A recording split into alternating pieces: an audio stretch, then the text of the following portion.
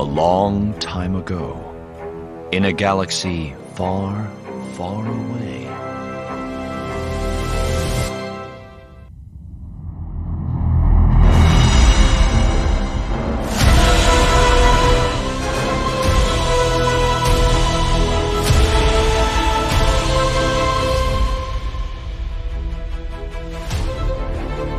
Star Wars, Emissary of the Void. Part 1, Battle on Bonadan. By Greg Keyes, 2002. This 6-part story takes place in 26 ABY during the Yuuzhan Vong War and is set between the novels The New Jedi Order, Edge of Victory 1 and Edge of Victory 2. Created and read by the Archivist Publishing.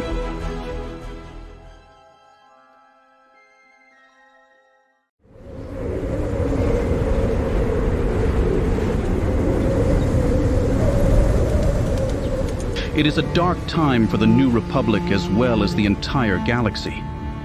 The Yuuzhan Vong War continues to rage, now in its 2nd year. In the wake of the Yuuzhan Vong invasion, which began at Vector Prime and has now spread across the entire Outer Rim, whole systems have been destroyed and trillions of lives lost. No species is spared in the wake of this brutal wave of death and destruction. The Jedi Order remains the last glimmer of hope for the imperiled galaxy, even though their Jedi abilities are confounded by the Yuuzhan Vong, who cannot be sensed through the Force. Fortunately, the Jedi quickly learn that these extragalactic invaders are susceptible to some Force-based attacks, which has allowed them to slow the relentless advance of the Yuuzhan Vong. Vong La, the Yuuzhan Vong War Master, has countered the Jedi threat by proclaiming that he will halt his invasion of the galaxy if all Jedi are captured. This proclamation has resulted in Jedi being hunted down across the galaxy, either to be killed or captured by the Yuuzhan Vong, the desperate citizens of the galaxy, or the paramilitary group known as the Peace Brigade. With the assistance of the Peace Brigade, the Yuuzhan Vong have now overrun Yavin 4 and the Jedi Praxium located there, resulting in many Jedi being captured or killed and only a handful escaping the massacre.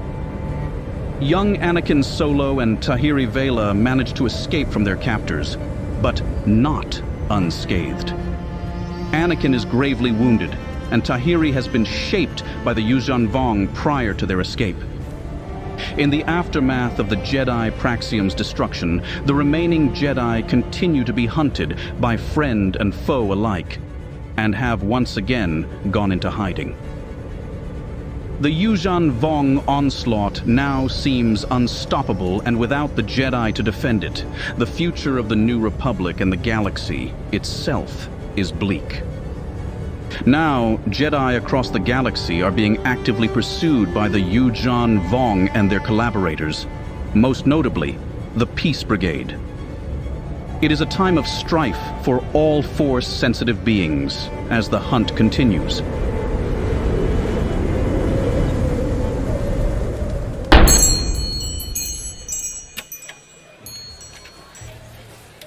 Well, that's interesting, Uldir Lockett thought, as a pair of feminine legs in black tights came hurtling over his left shoulder. Above the tights, he was vaguely aware of a dark yellow skirt, and even farther up, a young, determined face framed in short, dark hair. But it was the feet that held his attention as they hit square in the center of the table at which he and his companions sat, shocking their drinks into brief suborbits. Then the feet were gone, propelling legs, yellow skirt, and all an estimated 2 meters up and 1 meter out toward the balcony above them. Searing flashes of weapon fire hissed by, and Uldir found his hand groping at an empty holster. "Stop her!" Someone behind Uldir shouted. 2 of his 3 companions, Uldir saw, were also reaching for weapons that weren't there. The third, a human woman with startling platinum hair, brushed a fleck of Corellian whiskey from the long scar beneath her left eye. I need a new drink, she noted, as another volley of yellow streamers seared by, striking the synth wood balcony the girl had managed to grab. The patrons of the Inn the Red Cantina were diving away from the newly declared war zone, but the music from the band continued to blare cheerfully over the sound of weapon fire. I hate locals, Left growled, thumping the curled fist of his foot on the table and scowling as only a Doug can scowl. A glance over his shoulder confirmed what Uldir already suspected. The girl's pursuers were corporate sector authority law enforcement, the only people on Bonadan allowed to carry weapons.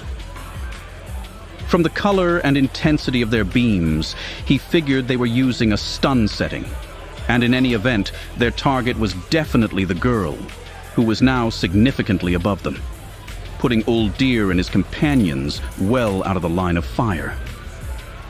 He relaxed a little, settling his amber gaze on the girl as she heaved herself up, wondering what she had done to provoke such a strong reaction from the local constabulary. Very impolite, Vuk said, apparently agreeing with the Doug.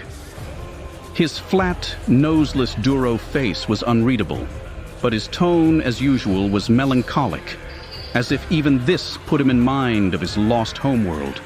I hate vacations. Left said, thumping the table again. It wasn't exactly a vacation. A close scrape with a Yuuzhan Vong interdictor on the Hydian way had left the transport the unlikely quartet shared with a sputtering hyperdrive and no shields at all. They had managed to limp to the corporate sector, a rim-ward territory still essentially neutral in the conflict between what remained of the Free New Republic and the fierce extragalactic Yuuzhan Vong, who were gobbling it up system by system in their religious crusade of conquest. Left with nothing to do whilst repairs were effected, Uldir figured they could all use a little time off, and consequently the four soon found themselves on the Galasol Strip, a colorful collection of overpriced cantinas and casinos near the spaceport. The fleeing girl was dressed like the attendants Uldir had seen earlier that evening at the blue-shipped Luck Casino. But if she was really a game girl, she was a nimble one. As he watched, she flipped over the balcony, twisting deftly between the several lines of fire directed at her,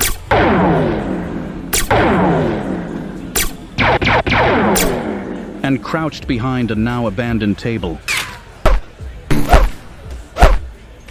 The CSA lawmen clustered below the balcony, firing up.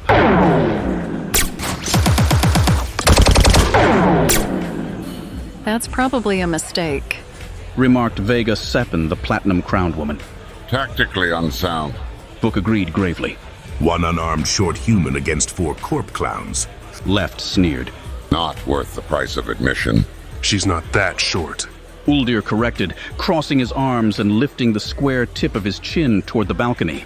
She's a girl. Uh-oh. Vega murmured.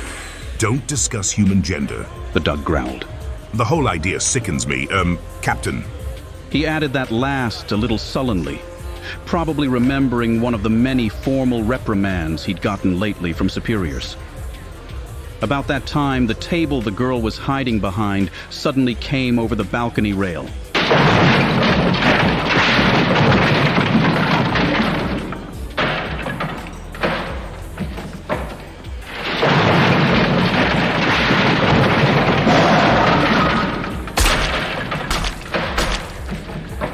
It hit 3 of the security men squarely and nicked the 4th. With a fierce grin, the girl turned and ran off across the upper level toward an exit. She's getting away. Vuk noticed. Yeah, Uldir said. maybe not. Vega must have seen the expression on Uldir's face. Not our fight. She cautioned. We're rescue flyers, not bounty hunters. Well, we can't fly without a ship and I'm bored. Uldir said. Anyway, she owes me for these drinks. With that, he pushed back his chair, closed up his flight jacket, and leaped onto the table. This won't turn out well. He heard Vuk mournfully predict. Uldir followed the girl's example, launching himself from the table. He caught the balcony, swiftly pulled himself up and over, and ran toward the exit through which she had vanished.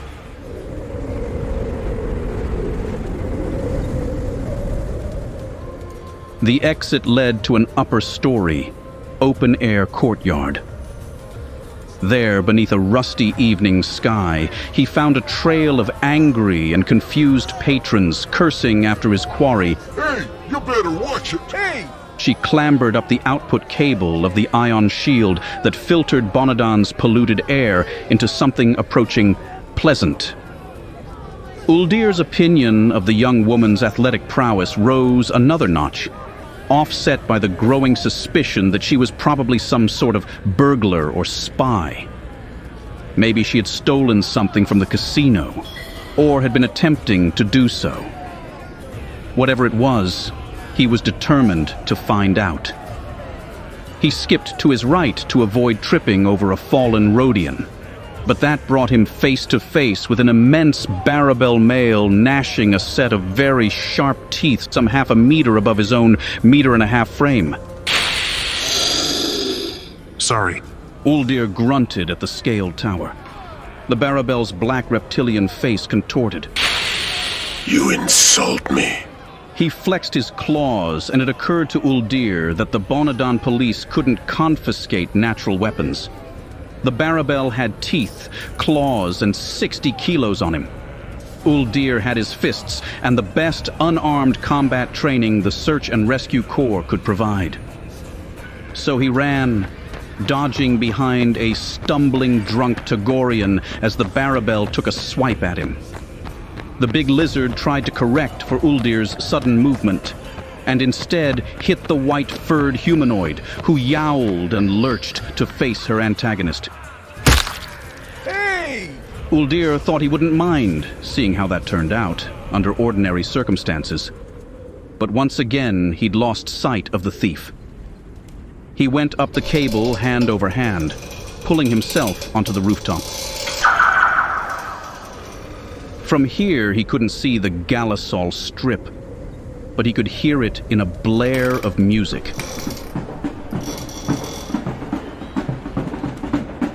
Uldir and his companions had arrived during a sort of local festival thrown by one of the new execs of the corporate sector. They'd had to push their way through a parade dominated by floaters bearing likenesses of the various leaders of the CSA, distributing free gambling chits for adults and trinkets for the kids. His vantage now overlooked the uglier side of Bonadan, the warehouse district that lay behind the flashy facade of the Strip. How in the... Uldir began, then realized he was talking to himself, something he considered a bad sign. But how had she made that jump? It was 4 meters to the air lane the barges traveled in, if it was a centimeter. She was running toward the next barge up, which was separated from its companion by only a meter or so, and the line of barges went on as far as the eye could see. Carbon flush. He swore. If he could not make the jump, he'd lost her. But it sure wasn't worth seeing if he could make the jump. So that was that. He heard a hiss behind him and turned to see the Barabel coming up fast, and decided it was worth finding out after all. He took 10 paces and leaped with all of his might. At the last instant, he had the sudden sinking feeling he wouldn't make it, followed swiftly by the sinking feeling of gravity having a joke on him. He jumped long enough, but not high enough. He wouldn't even scrape the side of the barge going down. He almost didn't see the multi-sensor cable dangling in front of him. But at the last instant he did, and he wrapped his hands around it, wincing at the friction burn he produced, killing his momentum, swearing a silent thanks to whatever fates protected fools and star pilots. He started pulling himself up, ignoring the sibilant string of unintelligible curses the Barabel was howling after him.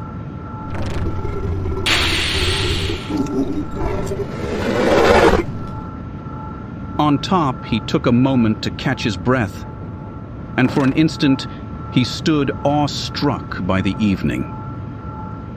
Bonadan's primary was a giant red egg yolk smeared against a stark ebony horizon of eroding hills and slag heaps. In the melting glare of that light, the plexi-steel towers of the spaceport appeared to be molded of living lava. Plumes of black smoke drifted up from distant refineries, pancaking into clouds made luminous by the dying light of the sun, stretching shadow fingers toward the horizon of night. In the deep of the sky, the actinic flares of ion drives winked here and there as ships arrived and departed. The ore train he stood on stretched far away, like some sort of magical path above the barren landscape. There was nothing admirable about the ecological mess the corporate sector authority had made of a once lush planet, but there was beauty in everything, even devastation. The force was present even in a wasteland. The barges were strictly planetary, their anteriors open to the air. He didn't recognize the ore. He hoped it wasn't radioactive, but it certainly made for bad footing. So as he started after the girl, he ran along the raised metal lip of the barge. The narrowness of it didn't bother him. As a boy, the spaceports on Coruscant and pretty much everywhere else in the galaxy had been his playgrounds. And he'd spent many an hour doing far more foolish things on far more precarious surfaces. To his satisfaction, his quarry didn't seem to have noticed him yet. She was taking her time, certain she'd lost her pursuers. He jumped the meter to the next barge, and then the next, closing all the while, confident that the steady hum of repulsor lifts would mask his approach. Besides, the girl had stopped now, lifting up her dress to reveal something taped to her leg. She began working at the adhesive, tearing it off in strips. Aha! He thought. Now we'll see what you've stolen. When he came within 5 meters, however, the girl stopped what she was doing and spun on her heels to face him. Stay there! She shouted over the thrum of the barges. I will defend myself. Oh, I'm sure of that. Uldir said. I saw what you did to the law enforcement back in the cantina. She lifted her chin, and he suddenly realized she was kind of pretty, with her dark eyes and short brown bangs. And young, maybe younger than he.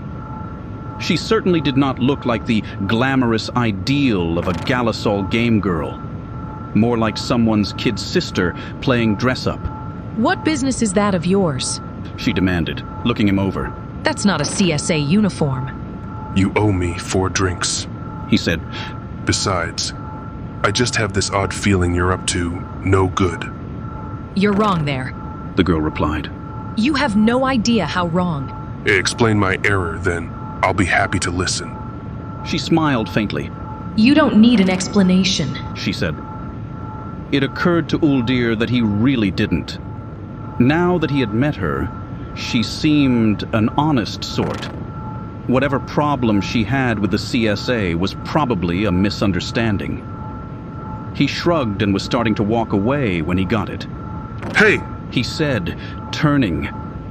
A lump of ore thudded into his shoulder with enough force to knock him down.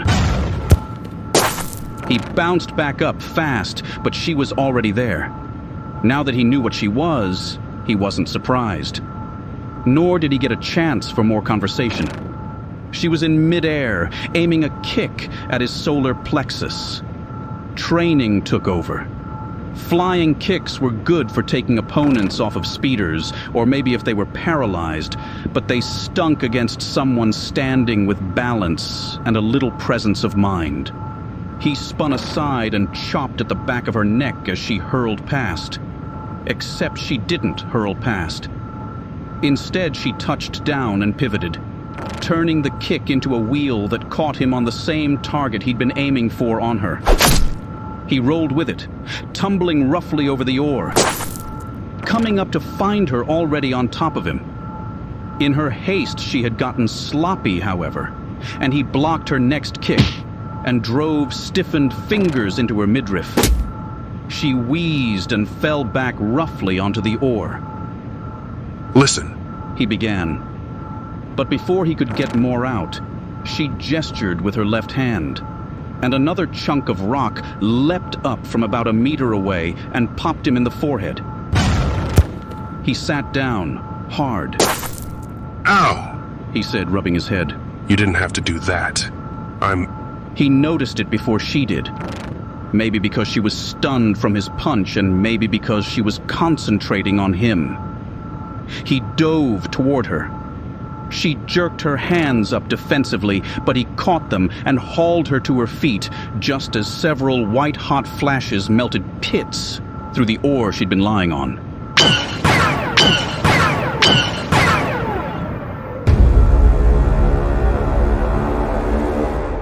Flyers! He shouted.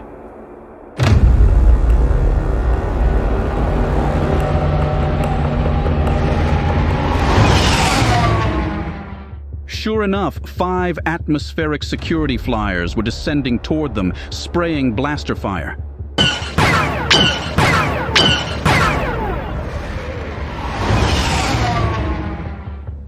Uldir suddenly found himself face to face with the girl, still holding both of her hands. She seemed to study him for about a nanosecond, then broke free and began running again. Uldir followed, blaster fire warming his heels.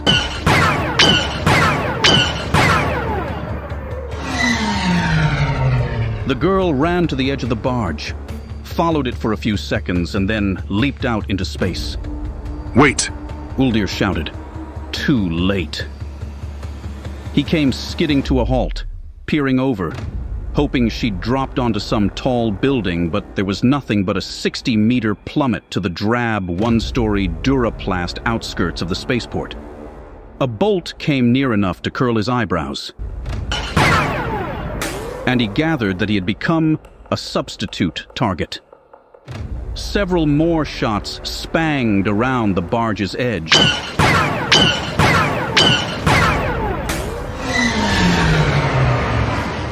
And with a wordless curse, he jerked back into motion, dropping back into the barge so he could use the raised lip as limited cover.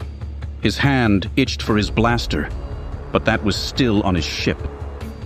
The pilots were smart. 4 stayed back, laying down a sort of perimeter of fire that kept him boxed on the barge.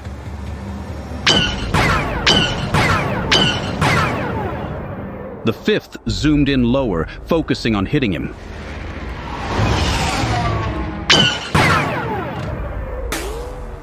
He tried to clear his mind, feel the shots coming before they did, but his Jedi training had been mostly wasted.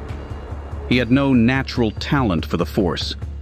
Still, now and then, his luck was unusual enough to suggest that Master Skywalker's academy had left him with something. This time, he didn't think he would be as lucky as usual. When a 6th flyer rose up from below the barge, scarcely 2 meters to his right, he was sure of it. He winced as blasters fired. But the bolts seared over his head and struck the flyer, harassing him at close range. And his focus suddenly changed, centering on the yellow and black-clad figure at the controls of the newly arrived vessel. The figure was gesturing impatiently. You don't have to tell me twice. Uldir muttered, still dodging the more distant fire.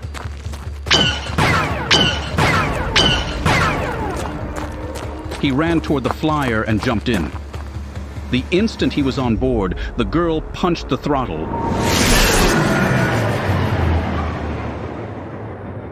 weaving through a net of white bolts.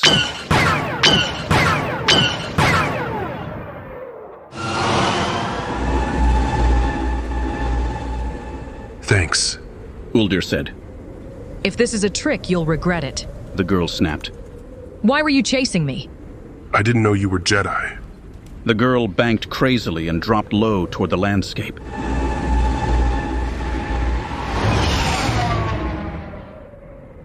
I think you really want altitude here. He added. Yeah? You want to fly? Okay. Great. She let go of the controls, leaving Uldir to dive for them before the flyer smacked into a transmission tower. Meanwhile, she went back to work on whatever was strapped to her leg. Didn't know I was Jedi? That's why everyone else is after me. I thought you were a thief. Uldir explained, nosing up in time to avoid a serious insult from coherent light and charged particles. Why are they after you? Because I'm Jedi. Are you stim-pickled?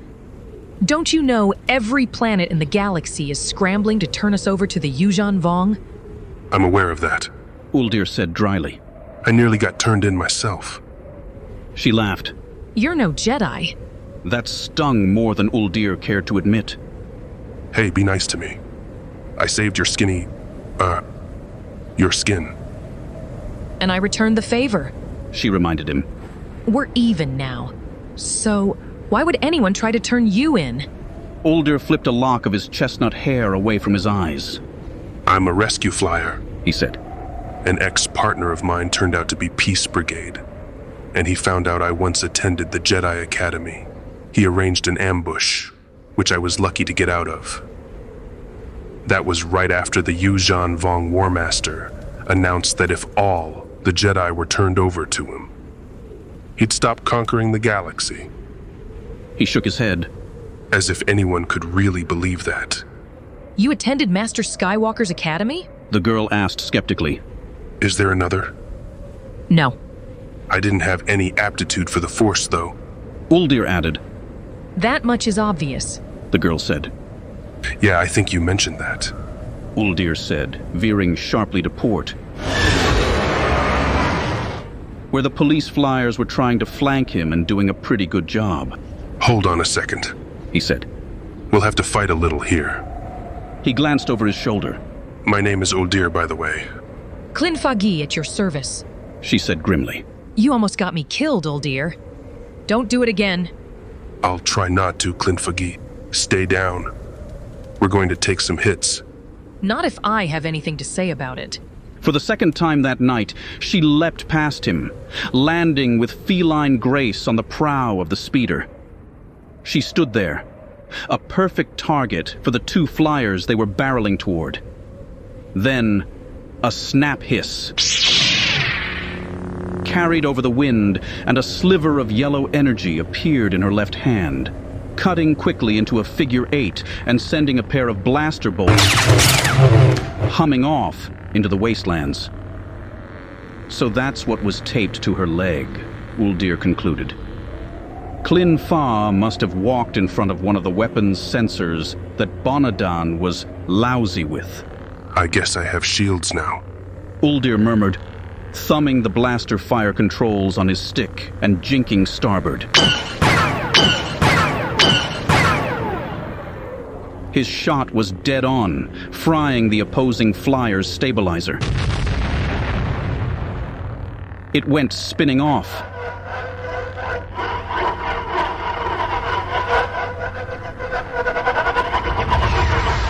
Uldir hoped the pilot would get the flyer under control before it hit the ground below.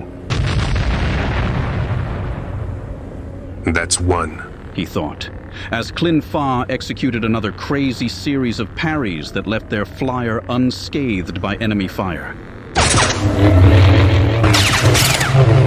As he'd noticed before, the pilots weren't stupid. Contrary to the usual tactics of aerial combat, they were now trying to get underneath them, where the Jedi's lightsaber wasn't. He let the flyer drop, hoping that Klin-Fa could keep her footing, afraid to do any really tight turns. Shadowed wasteland came up at them. endless hectares of chemical blistered ground cut into fractal patterns by violent erosion. Bonadan's primary was now a thin red lens on the horizon, and a little north of that lightning serpentined inside an anvil-shaped cloud. The wind tasted of water, grit, and unwholesome carbon compounds.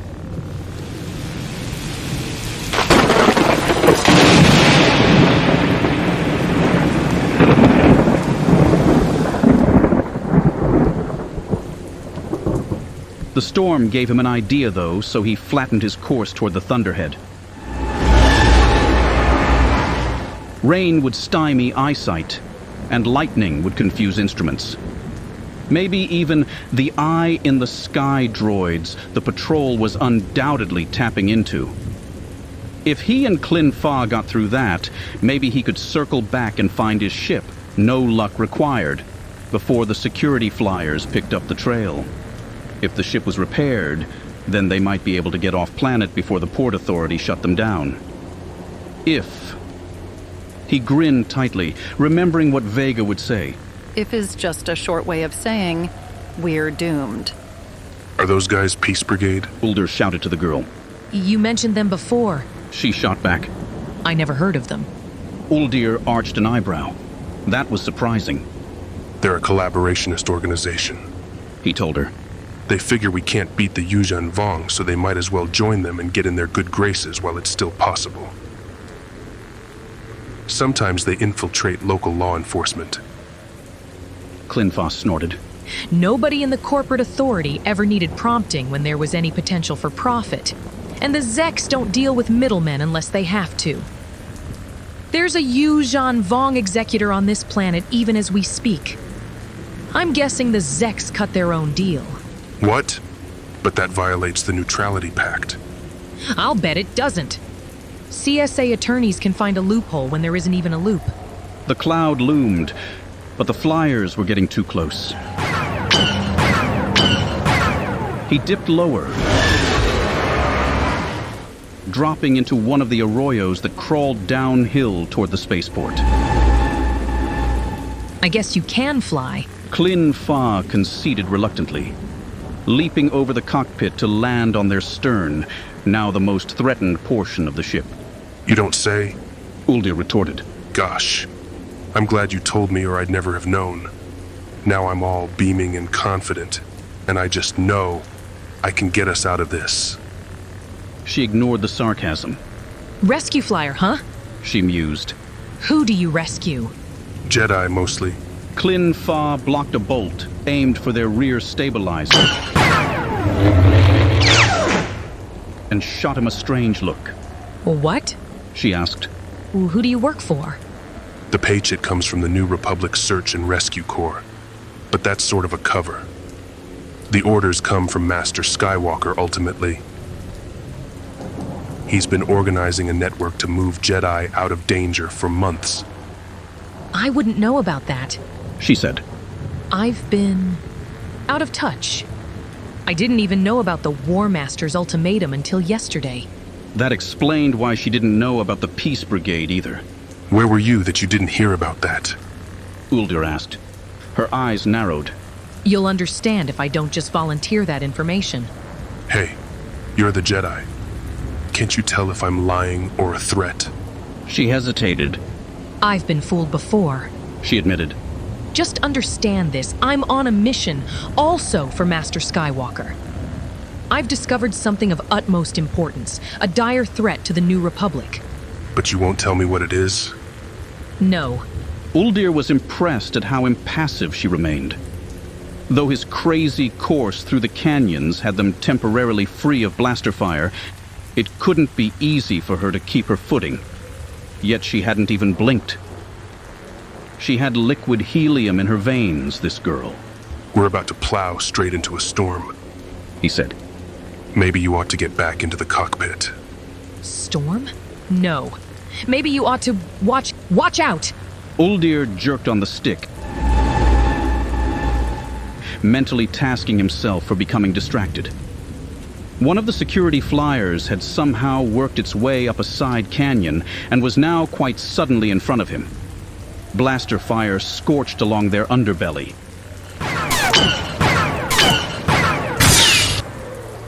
And the craft jerked like a harpooned tookfin. The power system whined, and all of the indicators on the board went dead. The flyer dropped as Uldir frantically jiggled at the reroute to emergency systems. The power failure lasted only an instant, but it was a gut-plunging one, and he was now on a collision course with the offending flyer. He banked hard to port, momentarily forgetting he had a passenger balanced on his prow. Klin-Fa didn't seem to mind. She deftly shifted to stand on the narrow part of the flyer now presented to the sky, crouched and cut downward at the other vehicle. Uldir saw a sheer of sparks before the impact. It was a glancing blow, and their opponent went gyring away, missing a good chunk of its nose. Uldir was vaguely aware of the crunching sound it made as it plowed into a canyon wall. But most of his attention was focused on avoiding the same fate. The repulsors sputtered again. And with a silent curse, he rose out of the arroyo, unable to trust his craft enough to maneuver there anymore. It was then, facing the black wall of the storm, that he realized he didn't see Klin-Fa.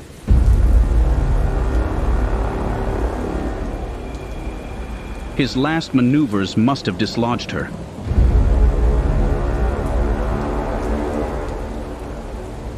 He dug into a sharp turn,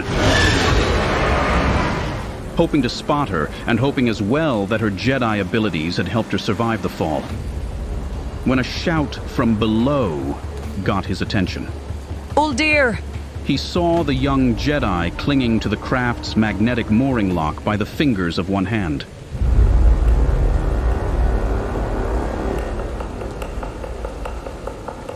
Hang on! Uldir locked the course for the storm and reached into the dash compartment, coming out with an enforcement special blaster. Then he climbed out of the cockpit and onto the nose of the craft, waving his arms for balance. The three remaining flyers were catching up quickly, and the air was brittle with ionized death.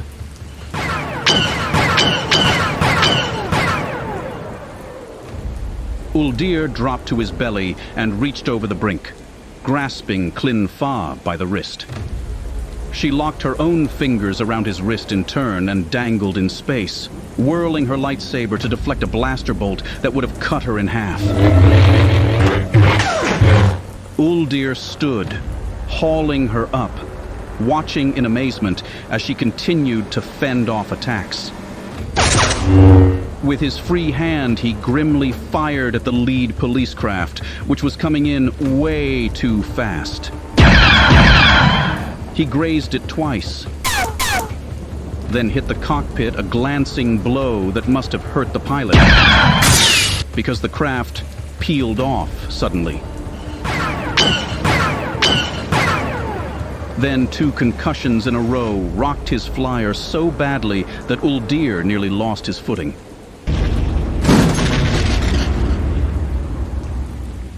He swung the Jedi back onto the bow just as the first of the rain spattered around them.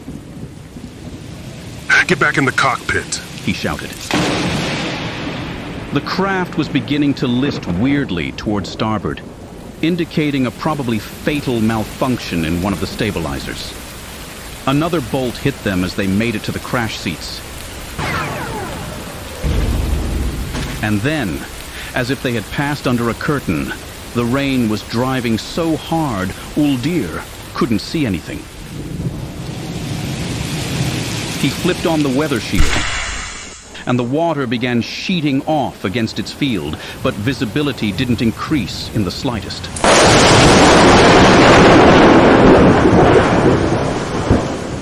An 18-headed dragon of lightning howled around them, and Uldir's neck hairs pricked to attention. The sound was like the implosion of a planet. Sith spit! Klin-Fa shouted. What have you done to us? You don't see our friends anymore, do you? No, they'd know better than to fly into a sweeper storm. A what? Bonadan has weather control stations all over it. You don't think this is natural, do you? They generate these on the outskirts when the air gets too caustic for the miners.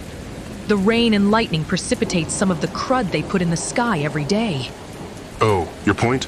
My point is, it's more concentrated and violent than a normal storm. Jets for brains? The funnel around the eye is designed to create maximum ionization. Maximum. It had been getting darker, but in the not-too-distance, he saw sheets of lightning dancing like nebula veils.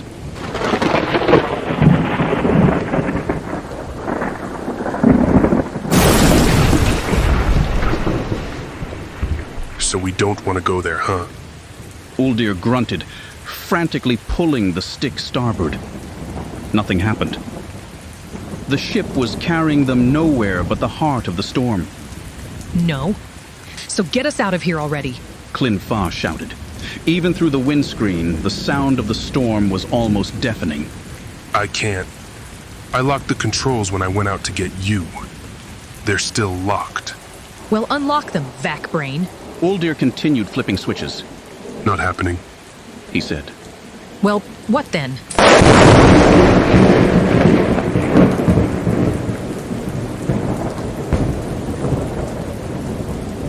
Hang on, I guess. He pointed the blaster at the rear repulsor assembly and fired.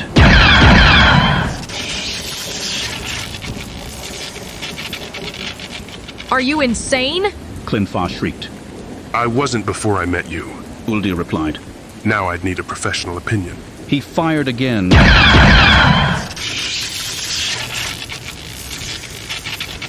Like I said, Uldir remarked, as another net of lightning crackled completely around them.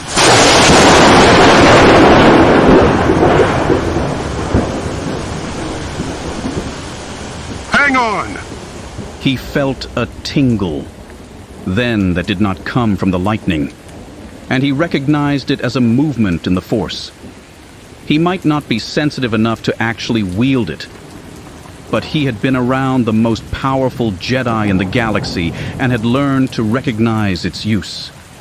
Especially now, when it felt somehow wrong. He looked at Klin-Fa and found her eyes shut and her face utterly composed. For some reason, that was momentarily terrifying. Then he didn't have any more time to think about it, because they hit the ground, skipped, tumbled, and hit again.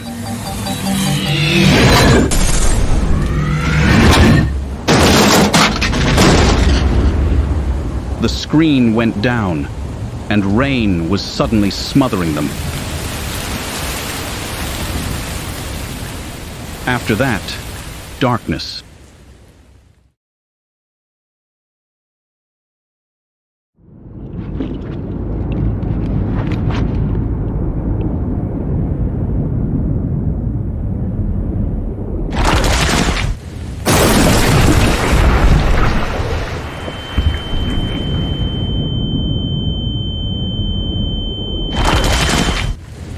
Uldir woke spitting water from his mouth and feeling the painful itch of it in his lungs. One of the flyer's running lights shone murkily from beneath the surface.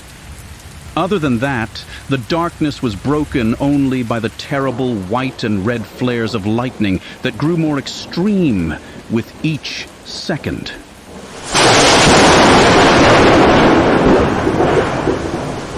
The rain was mixed with hail now, which struck painfully against the bare skin of his face. And the thunder was an almost uninterrupted roar. The torrents unleashed from the sky were continuing to sculpt the arroyo he'd crashed in, as it had been doing since the natural vegetation of Bonadan had given up its tenuous hold on existence. The flyer was fetched up against something and filling quickly with water.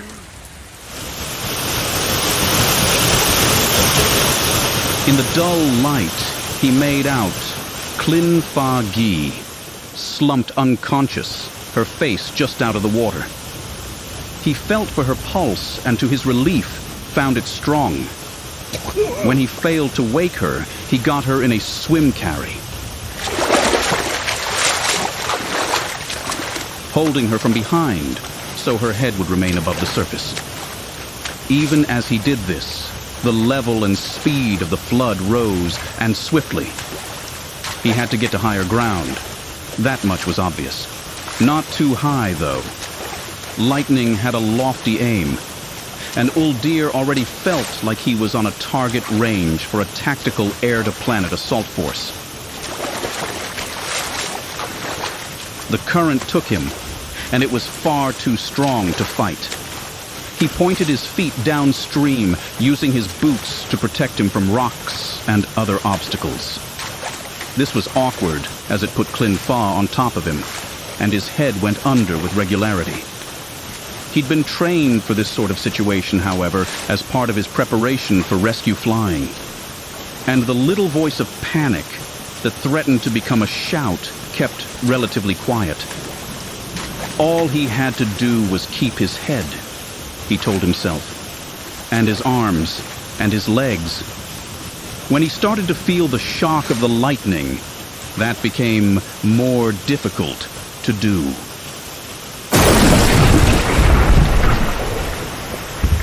Nightmare images of stone and turbid water strobed every few seconds, so he had almost a continuous view of his surroundings now.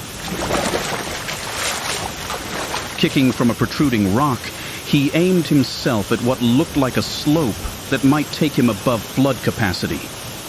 He nearly missed it, but he managed to get a claw hold on a rock and, pulling against the immensely strong current, drag himself and the Jedi onto the incline. He lay panting there for a moment until a bolt struck so close that he felt the hot spray of spalled stone on his cheek. With a grunt, he got Klin-Fa on his shoulder and made for what looked like a sort of overhang. His luck held. It was indeed a small cave in the side of the canyon. It went in deep enough to be dry. He hoped it was also deep enough not to conduct a lightning strike, and high enough that the flood wouldn't fill it, because he didn't have a joule of strength left. He lay in the darkness, trying not to flinch at the barrage outside.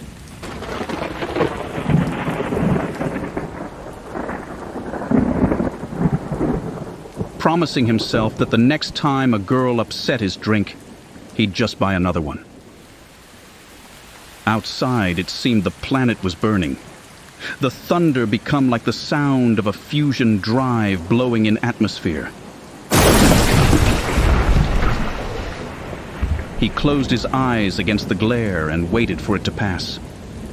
It did, finally, and an eerie calm settled as the eye went over.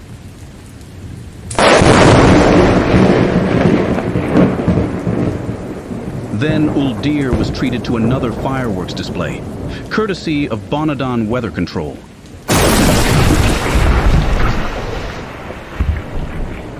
When the lightning finally receded, he began to realize he was cold.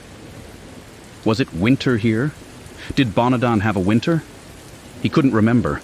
Maybe when the renewed search found them, they would find a couple of frozen corpses.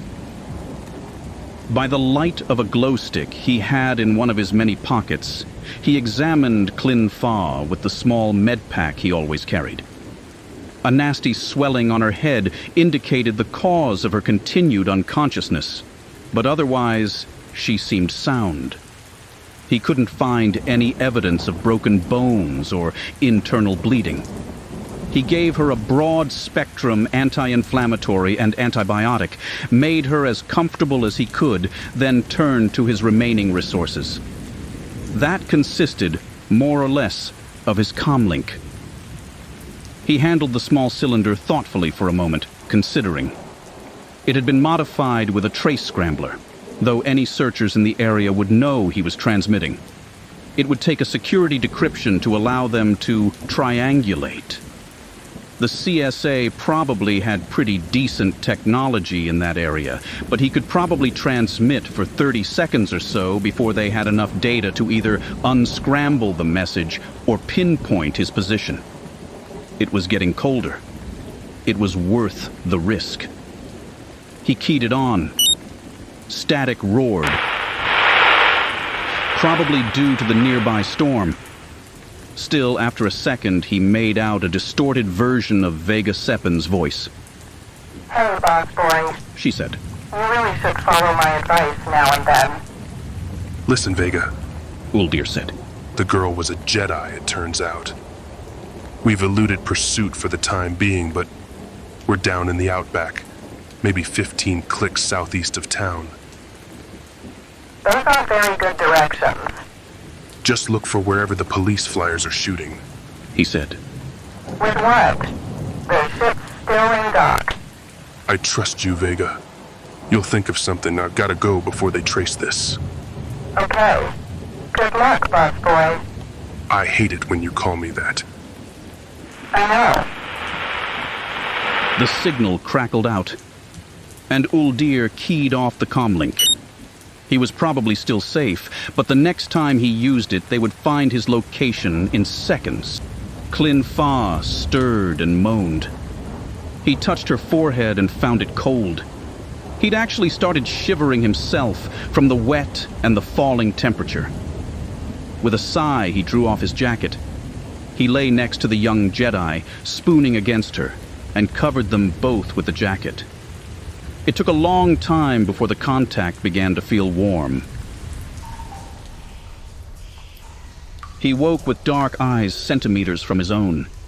Did you enjoy that? Klin-Fa asked. Huh? Snuggling up against me? Is that your idea of a good time? Hey, I was just trying to keep us warm. Keep you warm. She almost smiled. Relax, jets for brains, she said. I know what you were doing, and thanks. Just don't get any ideas. Uldir realized their bodies were still touching, and he felt suddenly and completely uncomfortable. What? No, of course not. She tapped his forehead with her finger. Right. I didn't think there was that much danger of an idea popping out of there. But you never know. Hey, I was doing more thinking than you were last night. I bet you were. That's not what I meant. His face felt tingly. She sat up. Harsh yellow-white light glared through the entrance to the cave. Where are we? Somewhere in the Badlands south of town. Our flyer went down, you may remember. I remember you flying into a sweeper storm. Hey, how was I to know? For that matter, how did you know? I'm from here, she growled. Bonadan? No. This cave. Yes, Bonadan. I grew up on this miserable hole. Hey, everyone has to grow up somewhere. Yes, but they don't have to go back. I did. What luck. Why? You and your questions. Are you a pilot or a reporter? A pilot, Uldir said. And where's your ship? I don't know. Not much of a pilot then, are you? Looks like it's up to me to get us out of here. Well, it's your planet. Don't remind me. She started toward the entrance, then froze. What? Come here, she whispered. But be quiet. He went with her to peek through the cave entrance. Beyond was the gully that they'd both nearly drowned in the night before. It was dry now, silted with fresh alluvium, and they could see about half a click down it. Near the bend, up toward where the flyer had gone down, he could see 8 figures on foot, moving down the arroyo in their direction. Search party, he said. Yes, she replied. See that 1/3 from the left? I'm not blind. I am, where he's concerned, Klin-Fa replied. I cannot feel him in the Force. That can only mean one thing. Uldir nodded. Yuuzhan Vong, he said. Things just got a whole lot worse. As if to underscore the remark, he heard the whine of flyers overhead, several of them.